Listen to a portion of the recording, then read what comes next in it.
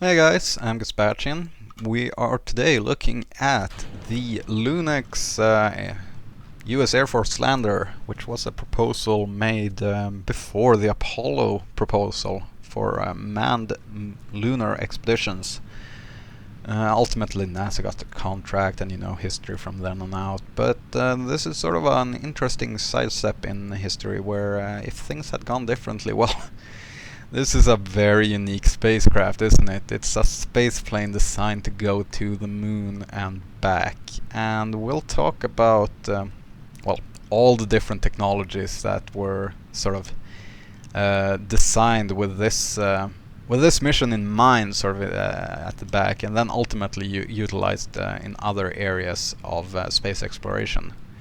So it's going to be an interesting little thing. Little alternate history exploration. It's one of my personal favorite spacecraft that never flew. I'm entering this as part of the Beautiful Rockets design contest for this week's Reddit challenge. It's not a contest; it's a challenge. You're only competing against yourself, and it's not the most beautiful rocket I've ever built. Like, we have to use these big wings back down there because we have awful control authority in stock. So to actually perform this ascent, we have to sort of offset the fact that we have the wings up top. Anyways, the beauty part of it is that, well, it's based on a craft that might have actually flown, and it actually gets its job done. So let's follow it throughout its flight and see how it performs, or how it would have performed had it actually flown. I'll talk all about the history as well, so you're in for a treat. So what was the Lunex plan then? Well, the plan was developed from 58 to 61, and the idea was to put three men on the moon by August of 67, where they would perform some sort of military reconnaissance, I think. Yeah, the plans are obviously pretty vague. It's stating that it's feasible to put men on the moon and have them investigate stuff. But obviously this was probably mostly just to demonstrate their technical capabilities, as was the Apollo program. It was to say, hey, look, Soviets, we can do this and you can't. Anyways, to do that, to land on the moon, they needed to develop a very, very, very big booster. Now this booster is actually more capable than well, not the one on screen, obviously. This one on screen is sort of nerfed by being a stock rocket. The proposed booster was called a Space Launching System. Now that sounds familiar because NASA is currently developing a booster called the Space Launch System. It was a family of boosters. It is very, very reminiscent of the modern Space Launch System. It would have solid strap-on boosters, and it would have a Hydrolox core stage. So pretty much the exact same thing we're seeing developed today, only 60 years earlier. Very ahead of its time. The idea was that the core stage would be powered by twin M1 engines. Now the M1 engine, for those who don't know, is the largest Hydrolox engine ever sort of designed. It was also proposed to be used in the Nova rocket, which is sort of the at least slightly better known than this one big brother of Saturn V, which was to follow the Saturn V for future Mars missions, but yeah, that never came to fruition.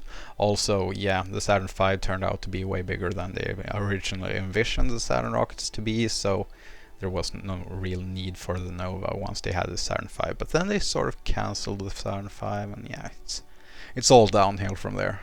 Anyways, yeah, very modern design for its time. Hydrolox stages throughout, except for the solid boosters, which obviously were liquid, as you saw in this recreation, and we have regular liquid fuel fueling our core stage as well. We don't get the awesome Hydrolox ISP. Another interesting tidbit is that the modern RL-10 engine, the one you see on sort of like Centaur upper stages and Atlas upper stages and all that, that actually has throttleability, and that's allegedly because of this Lunex Lander, which would have utilized the RL-10 engine to land on the moon. The RL-10 architectures didn't really see that capability being utilized until the end of the last century, where it was sort of being investigated for the VTOL test vehicle, the DCX. They tested vertical landing and takeoff to see if they could make a sort of an SSTO based on that concept. And that obviously never panned out, because we're still sitting here today without SSTO capabilities. So, what was the plan then? Well, the plan was to perform a direct ascent. What that means is that, well, during the Apollo landings, they left part of the spacecraft, the return stage and the return capsule, obviously, up in orbit, and then they landed using the Lunar Excursion module. That way they didn't have to bring the entire launch stack down with them, which they did that to save mass, so they didn't have to develop a bigger rocket than the Saturn V, because the Saturn V were giving them headaches enough as was. It had problems with stability in the thrust chambers, it had problems just with, yeah, everything. No Saturn V ever exploded, so yeah, that's probably mostly sheer luck by what I've heard. Yeah, so the plan with a direct ascent is that you don't actually have to develop the techniques for orbital rendezvous and docking as you had with the Apollo missions. The Apollo missions obviously were precursored by the Gemini missions, where they sort of invented all of those techniques, and without those techniques the Apollo mission would not be possible. What you would instead have to do then is to bring down the entire return stage on the surface and then return back up and yeah, get back to Earth. And the fuel requirements, they are way greater for such a plan. In fact, you need about 50% more mass thrown at the moon, which means 50% more mass in lower Earth orbit, which means 50% more mass on the launch pad and all of that, yeah, assuming you're using a similar vehicle design. Since that's the plan being used here, the BC-2720 was actually way more capable than the Saturn V. It can lift up to about 160 tons into low Earth orbit. So that's almost 50% more than the Saturn V. It was a beast of a launch vehicle. And there are some illustrations on how they would assemble the launch stack, and it sort of required a cliff where they moved the top stage of the rocket sort of like on rails towards the bottom stage, which was sort of at the bottom of the cliff, and then you just assemble it like that. Also, the cliff would sort of serve as life insurance should the entire stack just explode, because they figured, okay, if this thing explodes, that's like a miniature nuclear explosion. It has to. It's a rocket that weighs sort of like 4,000 tons, so it's going to be very much equivalent to 4,000 tons of TNT. And yeah, that's, well, even more so maybe. Hydrolox is more explosive than TNT, isn't it? Yeah. So the point is, like, that's half a Hiroshima or something like that. They didn't want that to explode somewhere where the explosion would actually reach you, so they placed a cliff between you and the rock. Yeah. Things get extreme with big rockets, let's say. Things get interesting very quickly. And that's what we're left with here. There were, of course, plans to, like, well, what if we can't build the rocket big enough? Well, then they sort of had backup plans where they've considered low Earth orbit rendezvous, where they would sort of assemble the departure stack and then just fly it from there, like rendezvous the entire lander in pieces and assemble it and go away. But yeah, would require more launches, more time, more development of the techniques, more time basically. So they figured, well, we can do this in 67 if we do it this way, but we're open to suggestions. So by foregoing the need for orbital rendezvous around the Mun, you could basically pick any which descent and ascent profile you would like, or whatever is afforded by your mission. Not many details were actually ironed out on this back in the proposal from '61.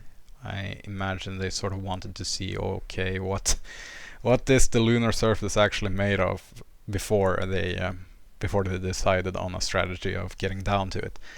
They sort of envisioned which technological systems would be required to be developed to actually make a lunar landing safe and reliable, such as radar, Doppler rangefinders, and horizon alignments, and all of that.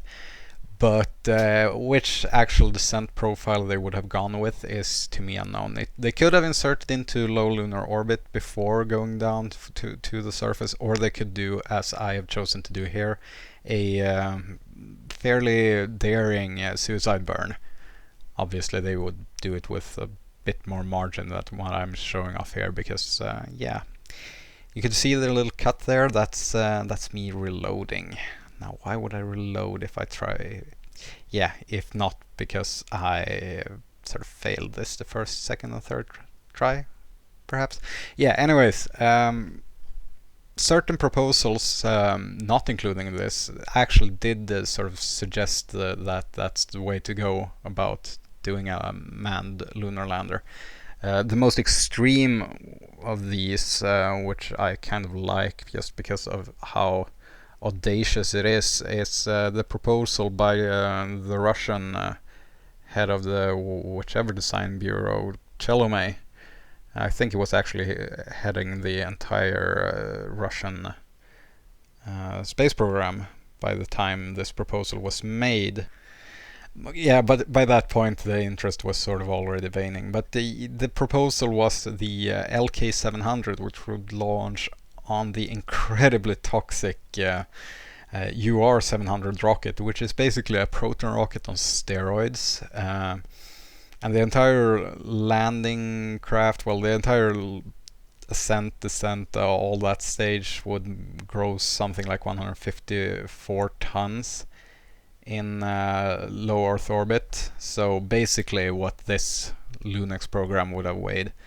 However, this would utilize a very standard conical re-entry capsule, the TKS capsule to be precise. That plan was basically suicide burn, land, and return a couple months later. One funny detail about the LK700 lander is that it would land on skis. In case it landed on an inclination, it could just sort of slide down to flat ground so that yeah, and then adjust sort of the landing legs so it would launch perfectly horizontal, or perfectly vertical rather, which is a neat little detail which you can see from my landing footage there, that yeah, I would have very much liked to have had adjustable landing gear. Fancy that, huh? Anyways, and then the plan for the Lunex, back to what we're actually looking at, was that one stage would do the landing, one stage would then do the ejection back to Earth, and then the plane itself, the re-entry vehicle, would perform then unpowered descent.